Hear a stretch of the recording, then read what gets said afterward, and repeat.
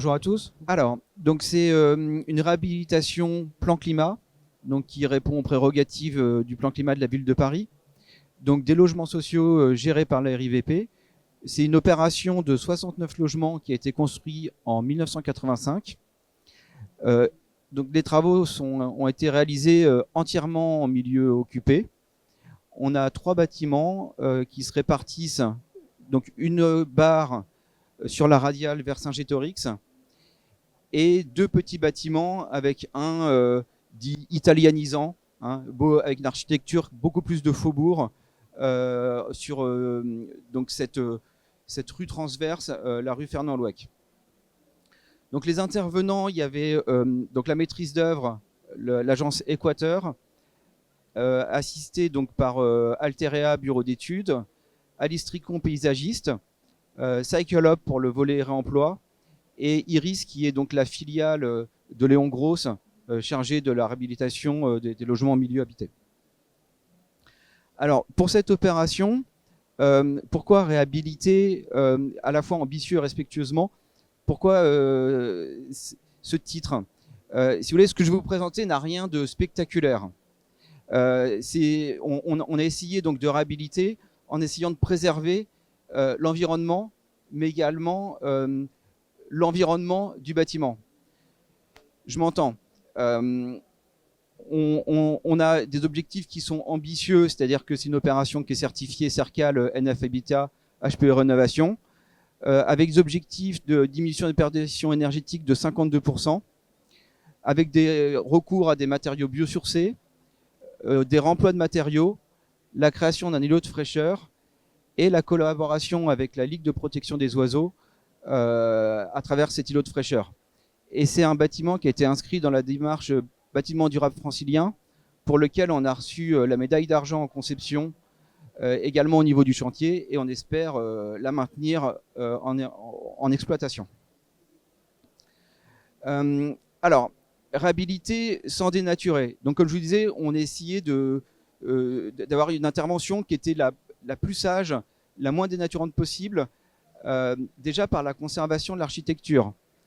Un élément fort des bâtiments, ce sont ces socles en béton nervuré, de grande qualité architecturale. Savoir qu'en 1985, on avait déjà connu 2 réhabilitations thermiques, donc le bâtiment bénéficiait déjà d'une isolation par l'intérieur, et on a pu donc conserver cet élément architectural qui était pour les locataires un petit peu brutal, hein, il n'aimait pas vraiment, mais on a pu un petit peu l'adoucir en mettant en œuvre des menuiseries bois, couleur bois naturel.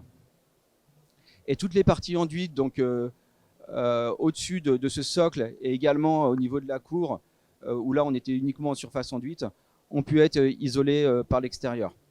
Après, donc il y a tous les travaux de l'enveloppe, étanchéité, réfection de la VMC, et des travaux annexes d'accompagnement qui se sont faits donc, dans les logements, suivant les besoins des locataires.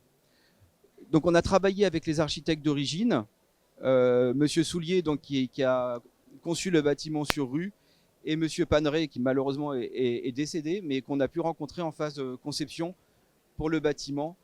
Donc si on revient sur les photos avant travaux, vous voyez, on est très fidèle à l'architecture d'origine.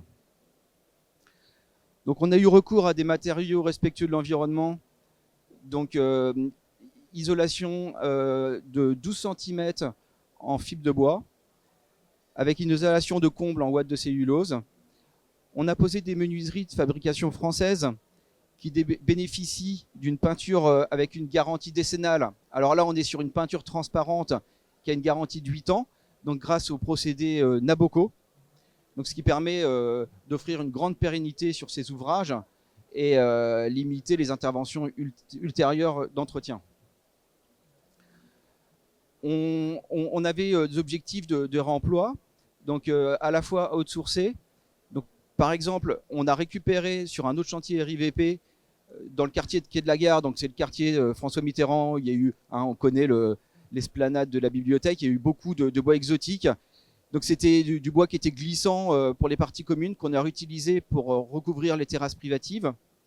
On a également réemployé les garde-corps avec un traitement en atelier et une adaptation des fixations pour pouvoir les réutiliser et offrir une pérennité aux ouvrages avec le traitement donc thermolaqué. On a également réemployé le bois des fenêtres, donc un remploi in situ, pour créer des systèmes de claustras pour des plantes grimpantes. Donc ils ont été poncés sur la face visible et on a gardé et assumé la peinture sur les faces latérales. Et en outsourcé, donc la cour a été refaite. J'ai pas de photo avant, mais elle était très très minérale. Donc on l'a largement désimperméabilisée avec des pavés enherbés, donc qui viennent aussi de chantiers de démolition des pavés anciens. Alors malheureusement, les plantes arriveront à partir de mi-octobre, puisque là on n'est pas encore sur une période favorable pour les plantations. Donc il manque simplement les plantes et les arbres. Donc je disais donc d'imperméabilisation du sol pour la création d'un îlot de fraîcheur. Donc on a travaillé avec la Ligue de protection des oiseaux. Il faut savoir qu'il y a un inventaire qui avait été fait il y a plusieurs années et il y avait une colonie de martinets noirs qui est partie lorsque un bâtiment mitoyen a été réhabilité.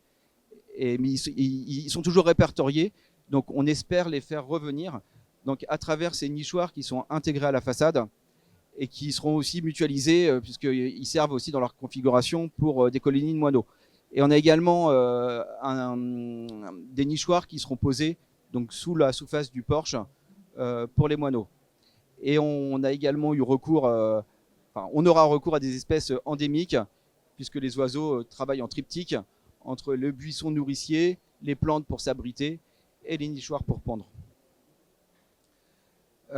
Donc quand je disais qu'on utilisait les ressources, donc ça va au-delà du matériel puisque l'immeuble héberge une association qui s'appelle Personne Image, donc qui travaille avec des personnes handicapées et donc ils essayent de les faire progresser par le chant, la danse et également la peinture.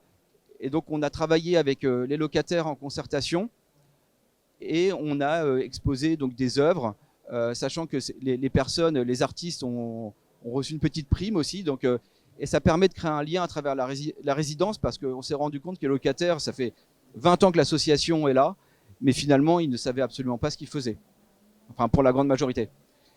Et donc ça permet de valoriser le travail et de donner un sens entre ces différents locataires. Voilà, je vous remercie.